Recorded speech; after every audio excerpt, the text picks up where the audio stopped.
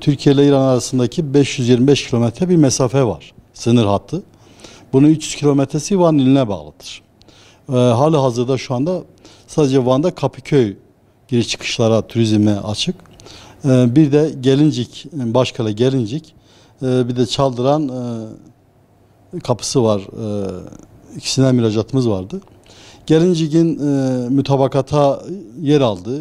Bir 4 ay önce burada sınırları ekonomi işbirliğinde Türkiye ile İran arasında bu Gelincik kapısının kesinlikle mutabakata yer aldı. Açılması konusunda imzalar atıldı. Türk tarafında herhangi bir sorunumuz yok.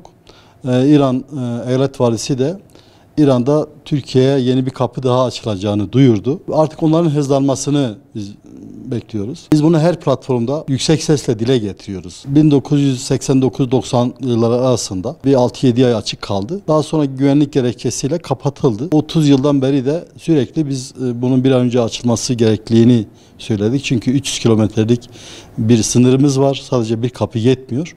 Dolayısıyla bunlar da İran tarafı da sıcak baktı. Biz bunun bir an önce İran tarafından hızlandırılıp kapının faaliyete geçmesini bekliyoruz. Halihazırda Kapıköy'de turizme açık. Yaklaşık 600 bin civarında İranlı turistin giriş yaptığını, Türk tarafının da 300 bine yakın da biz bavul ticareti dediğimiz günübirlikçi kardeşlerimiz, emekçilerimizin girip çıktığını biliyoruz. Resmi veriler elimizde var. Fakat bunların eşya getirme kapasiteleri çok düşük. Nihayetinde burada eşya götürüyorlar, oradan da eşya getiriyorlar ama kısıtlama çok fazla var. Bunun biraz daha hükümet tarafından veya yetkililer tarafından, karar vericiler tarafından kesinlikle biraz daha genişletilmesi lazım. Bu önemli. İlin ekonomisine katma değeri çok fazla. Çünkü burada nihayetinde İran'ın ihtiyaç olan tekstil, giyim, makine parçaları gibi ürünlerin götürülebiliyor. Oradan da buraya has ihtiyacı olan ürünler getirilebiliyor. Yani bir komşuluk ilişkisi içerisinde mutlaka yapılması gerekiyor. Bunun biraz daha esnek davranılması lazım. Bu da yetkililerle, karar vericiler sürekli dile getiriyoruz. Şu anda da büyük bir sorun var Kapıköy'de. Çok kısıtlama var. Yani bir insanın gidip gelişini kurtarmıyor. Bir insanın bir gün gidip gelmesini, en azından yevmiyesini çıkarabilmesi için biraz daha yükselmesi lazım. İnsanların refah seviyesinin yükselmesi gerekiyor.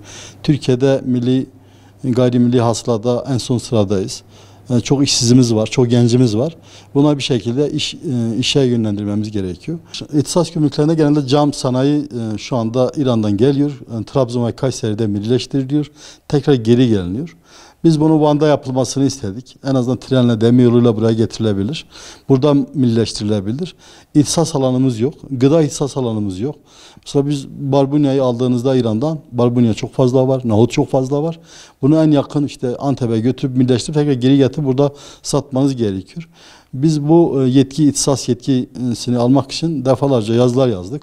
Halen de almamışız. Bunların kesinlikle olması lazım. Petrol ürünleri ve türevleri Gebze'ye gidiyor. Gıda Antep'e gidiyor. Cam sanayi Trabzon'a, Kayseri'ye gidiyor. Halı İsparta'ya, Antep'e gidiyor. Yani Van'da birleştiremiyorsun. Gözümüzün önünde gidiyor. Biz burada maalesef Van'da 2 gümrüğümüz var.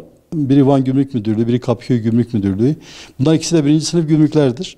İkisinin de ihtisas alanları ellerinden alınmış, yetkileri elinden alınmış. Aslında bunları yapacak hem fiziki yapıda hem de memur bakımından fazlalığı var, eksiği yok. Nihayetinde bir ürün geldiği zaman gümrüğe ilk başta muayene memuru muayenesini yapar, kolcu numunesini alır. İşte el sanayi ürünü ise kimyahaneye gider, zirai ürün ise zirai mühendislere gider. Tahlilleri yapılır.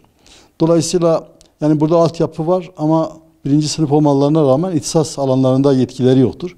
Bir yazıyla yetkilendirilebilir. Bu da ilin gelişimi için çok önemlidir. Tabii şimdi İran'da PVC petrola bağlı olduğu için PVC ham maddeleri var. Orada enerji de ucuz. En azından o ürünler mamul haline getirilip burada işlevsel hale getirilip yurt içinde, yurt dışına da sevk edilebilir. Hatta biz serbest bölge istedik. Organize serbest bölge İran'la Türkiye arasında Van'da kurulmasını talep ettik. Bunun da işte bizde iş gücü, onlarda da elektrik ve enerji altyapı, bunları bir araya getirip işleyip hem ihracata hem Avrupa, çünkü İran 30 yıldan beri de ambargo altında eziliyor. Biz bu şekilde de burayı delmiş olacaktık. İlimizin ekonomisine, ülkemizin ekonomisine de katma değer sağlayacaktık. Şimdi sınır ticaretinde 100 milyon dolarlık tercihli bir ticaret var. Bunun yıllık 15-20 milyonu gerçekleşemiyor. Hem ihracat hem ithalatta.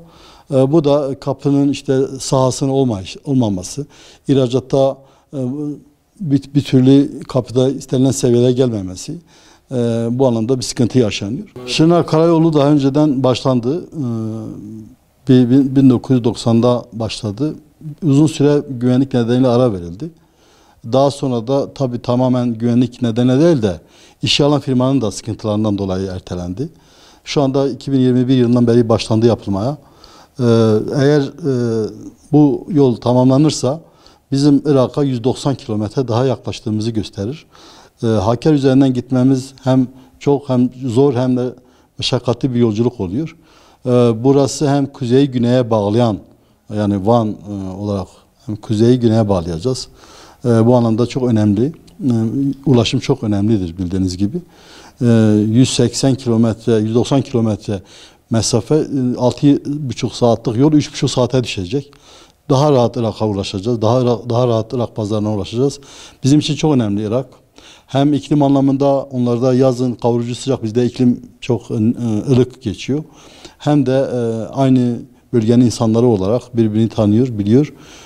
Bazı Iraklı turistleri burada gördüğümüzde, insanlar gördüğümüzde konuştuktan sonra fark edebiliyoruz buna Iraklı olduğunu. Genelde bizlere benziyorlar. Ama Farslar öyle değil. Biz Farsları hemen çözebiliyoruz. O bölgede hem ticari anlamda hem turizm anlamda çok önemli.